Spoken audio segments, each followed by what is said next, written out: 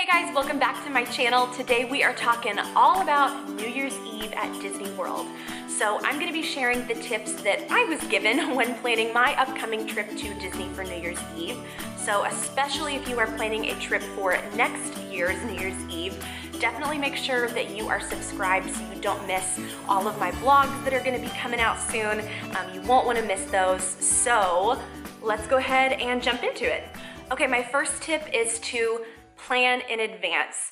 And I know that seems so obvious, but other trips, when you are planning a Disney trip, any other time of the year, you can really plan it in 3 months or less. I mean, of course, that's not ideal, but it's possible. You could totally plan a last-minute trip to Disney any time of year and make it so enjoyable and have so much fun.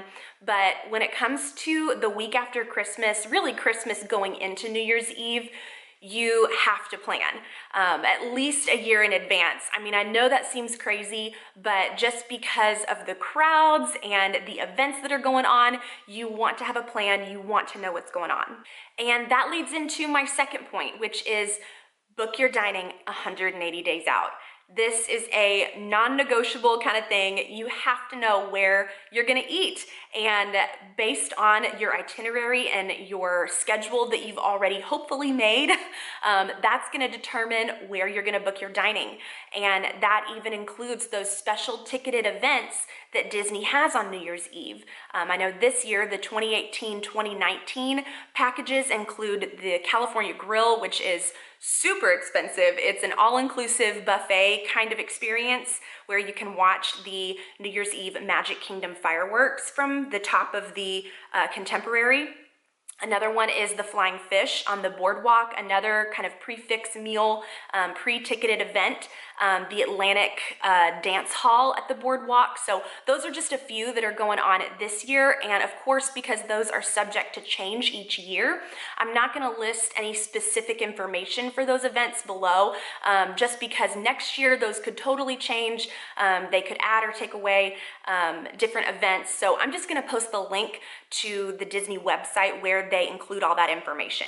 My third tip is to know what each park offers. So depending on kind of the people you're traveling with, what kind of experience you're wanting for New Year's Eve, that's gonna determine what park you go to.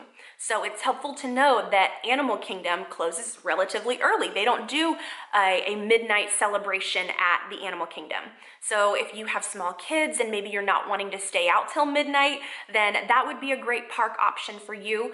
Hollywood Studios has a really fun projection show on the Tower of Terror with fireworks, and I've heard that's a lot of fun. And Epcot is a blast on New Year's Eve, so I've heard. Where you get to go around the world, and experience New Year's Eve at each country. So that's a blast. And then there's Magic Kingdom, which is the infamous park that always seems to reach capacity mid-morning because of the crowds. So that's helpful to know as well. If you go into your day anticipating that Magic Kingdom is just gonna be, you know, some heavier crowds, but a normal day, you are gonna be extremely surprised when you get to the Ticket and Transportation Center because it is not that way at all.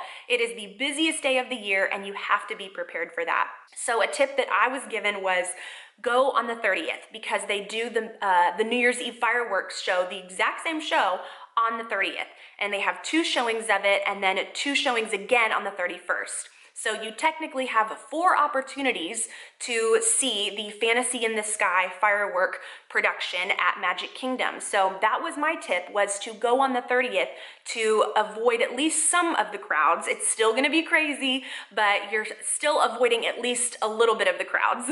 And my fourth and final tip is be flexible and adjust your expectations. This was a huge thing for us going into this trip, and I'm glad we had our September trip, so we kind of got to do Disney the way we enjoy doing Disney on that trip. And this go around, we're going with my husband's parents and his sister, so it's just gonna be a different trip for us. We're with a different group of people, and you know, we're having to adjust our expectations a little bit when it comes to the parks. So it may take us a long time just to park and get through security and scan our magic bands. It may take us a long time to wait in line just to use the restroom. So Things like that, where you really don't have to think about those types of things when you are at Disney any other time of year. But when you are there the week after Christmas leading into New Year's Eve, you just have to kind of step into the reality of it's gonna take forever to get where you wanna go. You may not be able to ride as many rides if you don't have fast passes, which you definitely need to get fast passes. That's huge. But if you have used all 3 fast passes and you go back to make more and there's nothing else available, then just be prepared for the lines to be insanely long and you may not get to do as many attractions. So make it more about the experience and the people you're with. I think if you just go into it with the anticipation of, you know what, I'm just here to have a good time. I'm not trying to ride all the rides here. It's gonna take a long time to get from the car to the entrance of the park, different things like that. I think if you just go into it knowing this is how it's gonna be and we're gonna have a great time regardless, then it's not gonna affect your vacation. So that's kind of how it's been for us. We're not gonna let the crowds and the lines and the waits affect us having a good time, because really at the end of the day, I know this sounds cheesy, but it really is about the people you're with. And we have a great time no matter where we are. We can laugh and joke, and we have no problem with lines because we entertain ourselves. So I think if you can just go into it knowing that, you know what, this is how it's gonna be and that's okay, then it's not gonna ruin your time. That is my 2 cents. I am so excited for my trip, and I will definitely keep you guys posted on reviews on how it goes, what it's like. I'm kind of anxiously excited to see how it's gonna be. But I hope this was helpful, sharing just some easy tips to follow going into New Year's Eve at Disney World. So make sure to plan, make sure to book your dining well in advance, especially those ticketed events. Make sure to know what each park offers, because that's going to determine which park you go to on New Year's Eve, and then adjust your expectations and just be flexible.